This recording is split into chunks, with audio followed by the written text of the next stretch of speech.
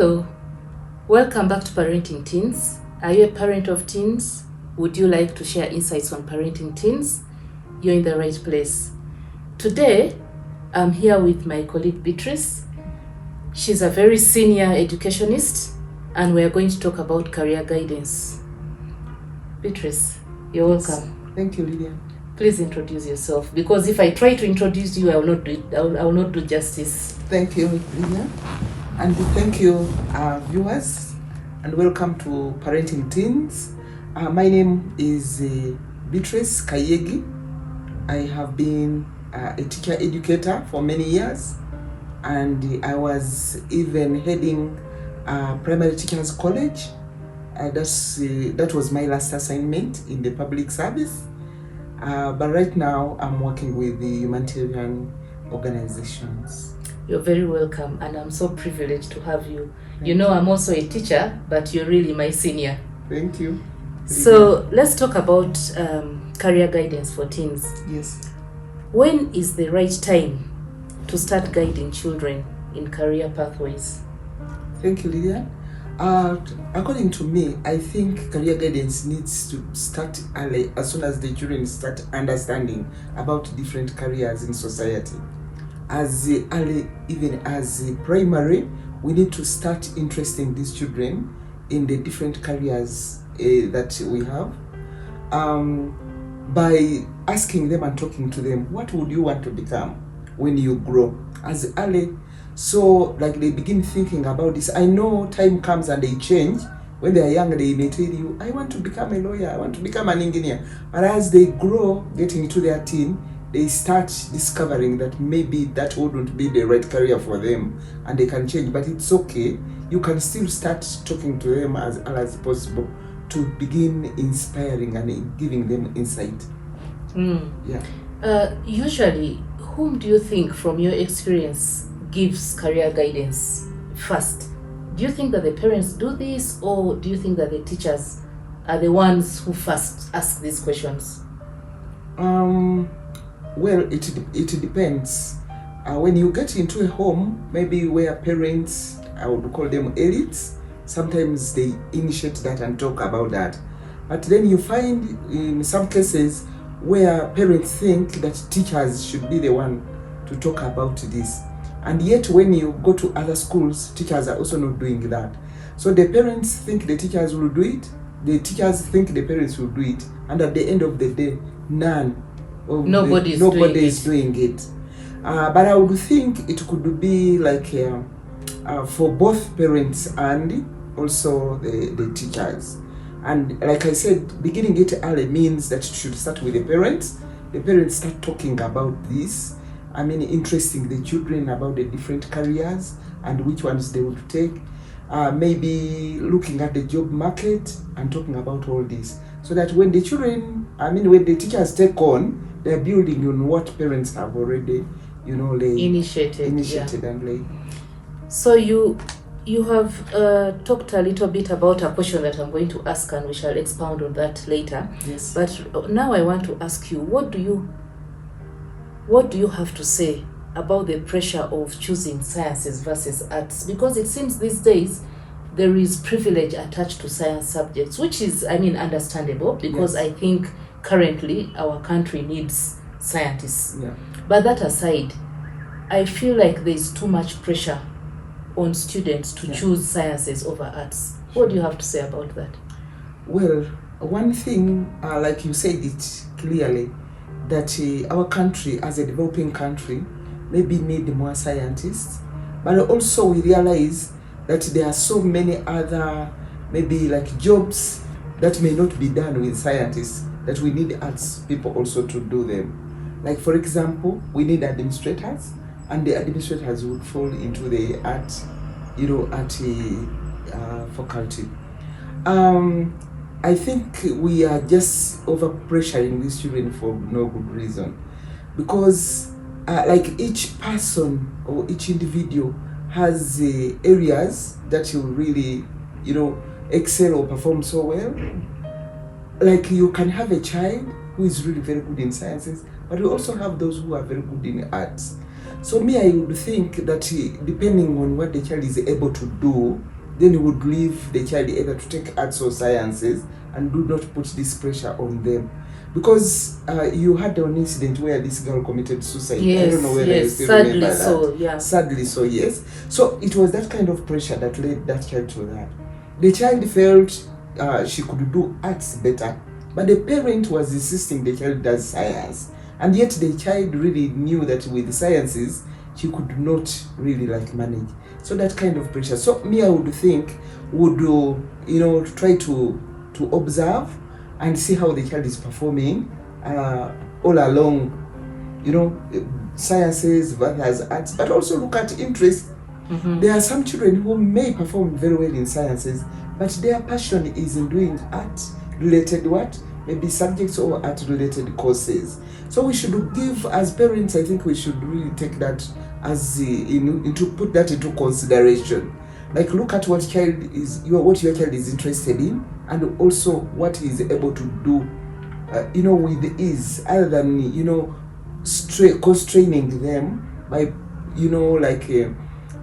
pushing something that they think really will not do well with them. Yeah. And I think us as parents, sometimes we want our children to do what we are not able to do. Exactly. Ourselves, we might have failed math, we might have failed sciences, but now we are pushing our children to do it. Yeah, I think it's really too much pressure. Yeah, but is it also, and this is not something that we had planned to talk about, but I know that also our science teachers are kind of privileged because they seem to be having a bonus pay, and maybe that contributes to how learners in school perceive science subjects, because already it has that effect of making people feel like maybe this is better or superior to the other.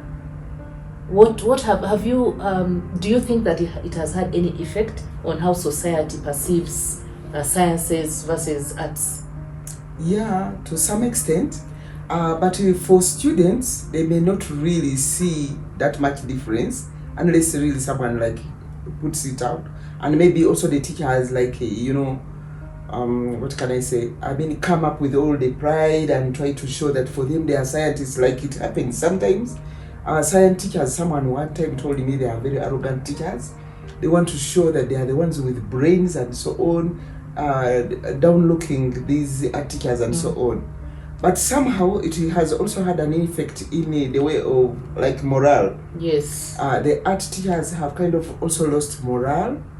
Much as we are promoting sciences, I would think that maybe the difference between the salaries wouldn't be so big. We had reached a level where even some people, dropped the idea of being promoted to, like, for example, leadership, because they were missing out the science salary or science wage. Like someone, really? Yes, like I know of someone who had been promoted to become maybe a deputy teacher, but when he compared what the deputy would get versus what the science teacher gets, he opted out. He opted out and said, "Let me continue as a science teacher to continue getting this pay." So we are losing out even good people who become good administrators to manage these institutions and schools and so on because of that. So me, I would think maybe the policymakers would look into that. Like, much as we are trying to promote science, we can promote the science in a way that is not really bringing the art people, seem as if they are useless and they can't do anything. Because at the end of the day, it can also affect the choices that the students also make, whether taking sciences or art. And then we may find ourselves pushing students into doing subjects that they will not strain them, that they will not manage, and they will hate school and maybe drop out of school and all that. I remember when I was in secondary school, we used to admire English teachers. Yes. Teachers of English. Yeah. You could come to the school and you'd know that that's the teacher of English. Yes. For some reason, I don't know why they felt so special, and then they dress so smartly. And they speak very good English. They speak very good English. Yes. So they felt like they were special. But now I think things are changing. Probably the English teachers are going to have to calm down because now the science teachers are becoming... getting over them. Yeah. Yeah. So I have this other question about O level. Yeah. What do you have to say about the number of subjects that O levels have to do today? Thank you, Lillian. Yes, like we've talked about, a lot of work that we heap on the students as they study. Sometimes, like the subjects they offer may not be even relevant to what they will be doing. So they are far too many, like so many.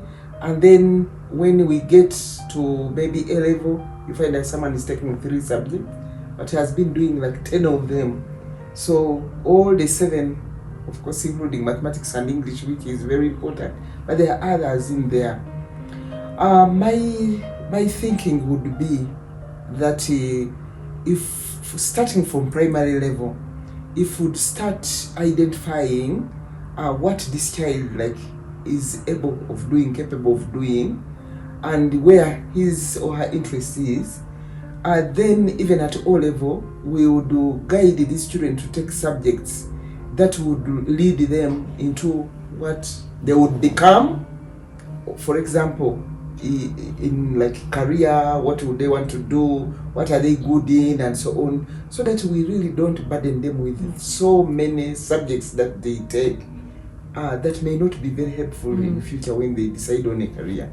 But I don't know what is happening to students now. I don't know whether it's the curriculum or because even our time, and I think during our time, Yes. we studied many subjects, but I didn't seem to feel so much pressure like the children these days feel, the teens these days feel.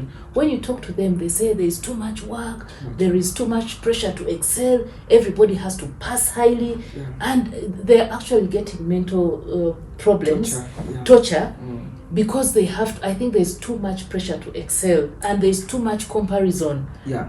I don't know what is causing all this. Yes, I would say that I don't know whether I can say schools have become like commercial. That's what is bringing all that. You know, like every school wants to show that they are the best. And I'm not blaming UNEB for ranking the schools and so on, but maybe that is partly of what has caused this. So every school is struggling to become number one. You know, they even go to the extent of publishing the results. I don't know whether that, but I think that's not correct as well. You find that a school has put all the learners' results, including the names, in the papers, really, because the results were supposed to be personal, you know, something personal maybe to the child and the parent, and so on. So it is that pressure of wanting to come top in like how many students have passed, what grade it is they get, is what is causing all that. And I don't know whether partly because we have so many private schools as well, for them they want to do that so that they get clients, they get more, you know, children coming to them and so on. And then like you talked of comparing, we want to compare a lot. Even with parents who have like one or more than one child in the home, they will always want to compare, but children are not supposed to be the same. We have individual differences. So when you compare that, when you compare children, you put a lot of pressure on them and so on. One time I had, my niece was studying in some school. The child almost ran mad because of the pressure the school put on her. Like every time they would call, parents come for students who are not performing well to answer why. Really? I have brought my child I to have school. done that so many times. Yes. And then, but the child was stressed until I told her, my dear, for you do what you can, leave what you may not be able to. Because she would say, I'm trying, I'm really trying my best. I'm reading, but this is what I am able to. I said, stop, you know, thinking about that. For you, you do what you can, and we leave the rest. They go to the extent even of not registering children in the schools because they are underperforming, and that one even stresses them more. They cause psychological torture to these children. You know, I don't know why teachers or schools don't think that in their school they should have someone who does not excel and like performs averagely, because that's normal. Yes, because if you're able to get the average pass mark, Yes. I mean, if a child is struggling, Yeah. if they are able to get above the average, Yes. then they should be. You don't have to worry about whether you're the first or Yes.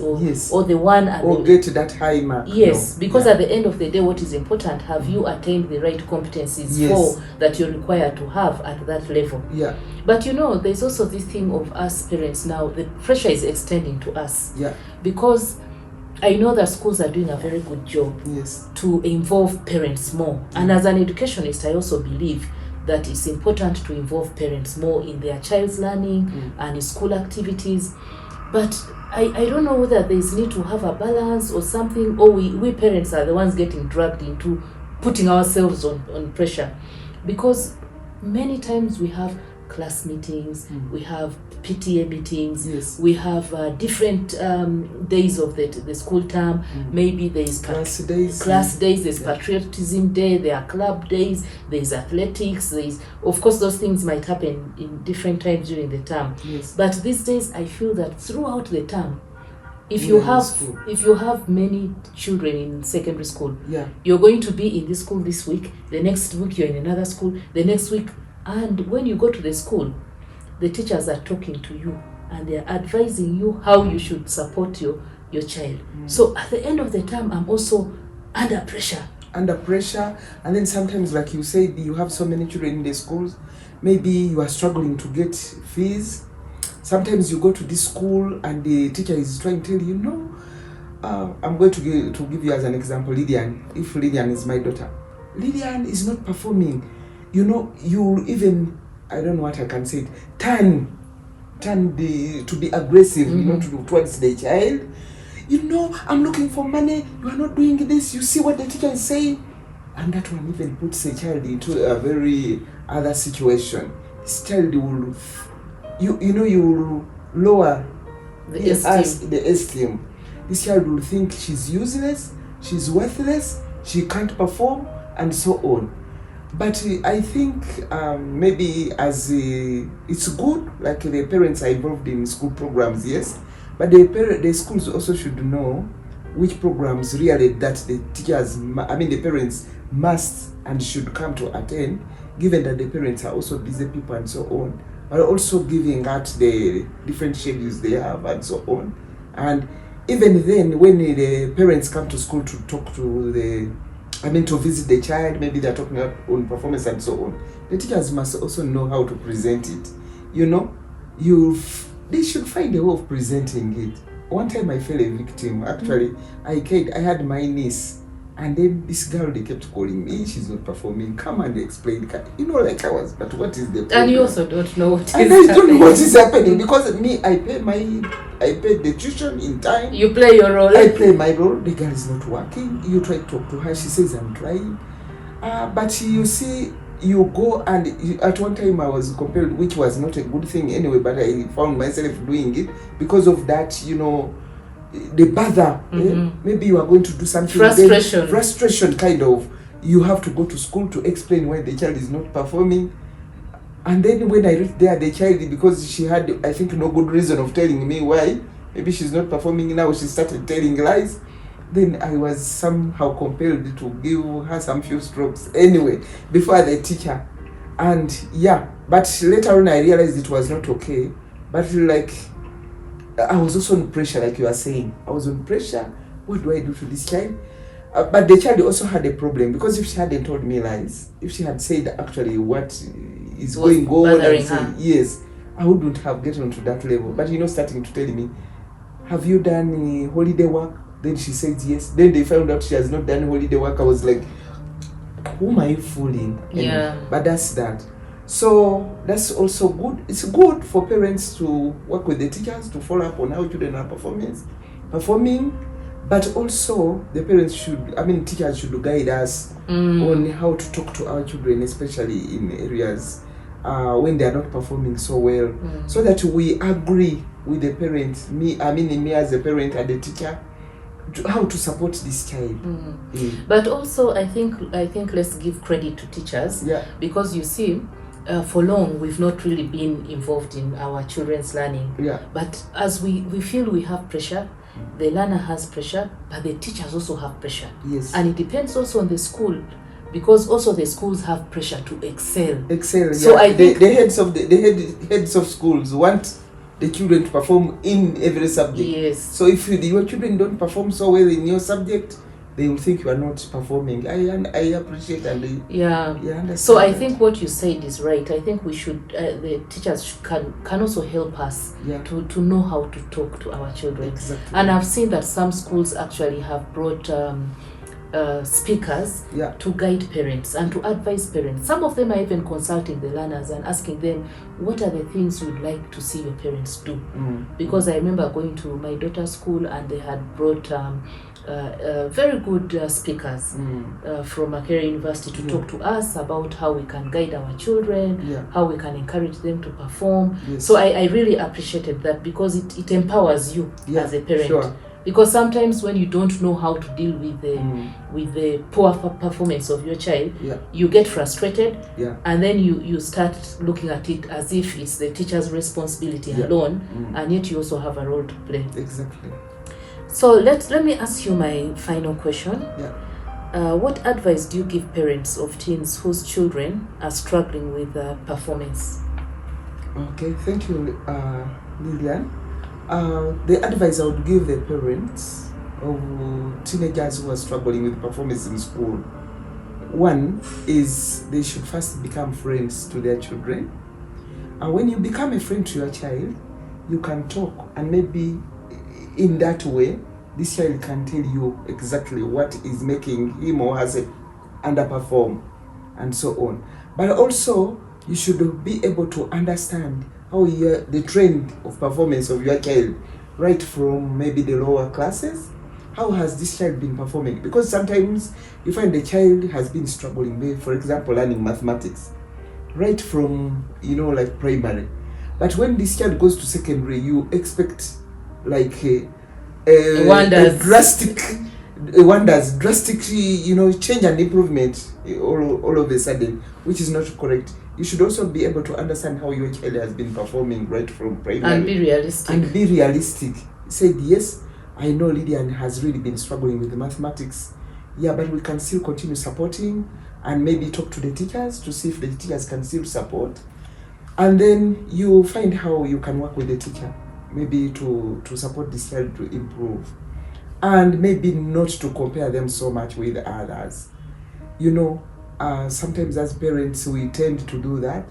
But I had, for example, my youngest child, like I would sometimes want to compare, but she was bold, she's very assertive.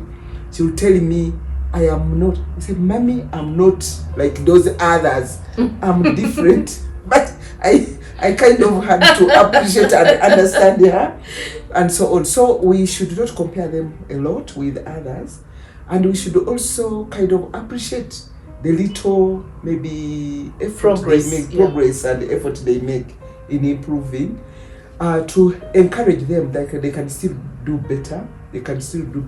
And maybe sit with your child and maybe the teachers to think of strategies of what they can do to help them improve. And being friendly to your child will also make you, understand what could be making this child underperform. Sometimes it's not like this child really cannot understand this subject very well, but sometimes they have distractors. So being friendly to your child would maybe also help you to understand why. Maybe he can tell you like, yes, I don't concentrate. Why don't you concentrate? In a calm way, you may actually find out that she has either bad peer groups who are influencing him maybe to dodge class or not want to study, and then something like that. Or she's thinking about other things and does not concentrate in class and does not utilize her time well, time for study. Sometimes we take these children to school, but you may find that these are the children who dodge, say for example, prep, who dodge doing work, and sometimes because teachers have so many children to attend to, they may not even really find out why this child has not come to class. It may be difficult not to know, but also they have other things to do, so you should be able to find out that and sit together with the child to together talk. What do you think we can do? How can we help you improve in the subject that you are struggling in. You know, I wanted to say this. I wanted this to be the last question, but you've triggered a thought in my mind. As educationists, we believe that all learners are capable of performing well. Yeah. And usually, maybe it's to do with foundations. Yeah. This child is struggling Foundation. all through. Yeah, yeah. So it really becomes hard to catch up Yeah. later.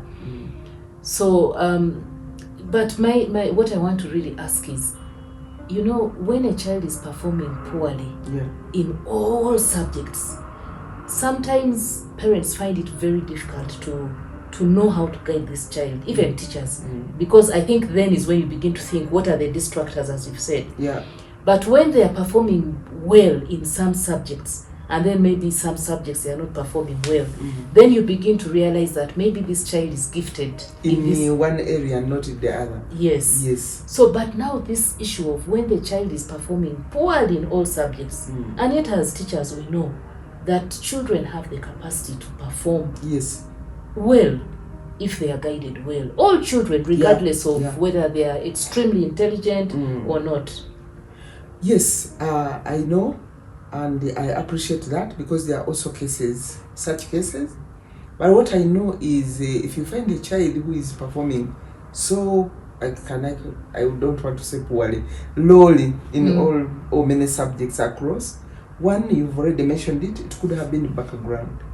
It could have been the background that this child didn't get a good background, especially if they didn't really pick reading so well at an early age, and the numeracy, we call it early numeracy and early literacy, that could be the effect and continues, and they continue going, but still they can't comprehend very well, and so on, and even reading becomes a problem, because like children, if they are supposed to perform, they study in class, but they also have private study that they read on their own, and so on. So what one would do, maybe you would also look at the background. Where did the child study? Was she able to do well in those lower classes, and so on? So what the teachers sometimes have to do is take a child a little back, like give some remediation. Take them back. Maybe this child could have missed some level or some important information on which he would best to learn other subjects in the future, because learning is progressive. Yeah. Because if you miss some concept, or you don't get the concepts well at a certain time, and the higher you go, the things even become complicated. But all that you learn bases on what you had learned previously. So talking to the teacher, and maybe together with the teacher, you can find how you can provide the remediation. That is if the child also is interested. Because sometimes you find that a child has no interest also in learning. That's sometimes what causes them not perform across very many subjects. Like they go to school because the parent has said go to school, but literally the children will not have any interest in studying, and so on. But also the children who have no purpose.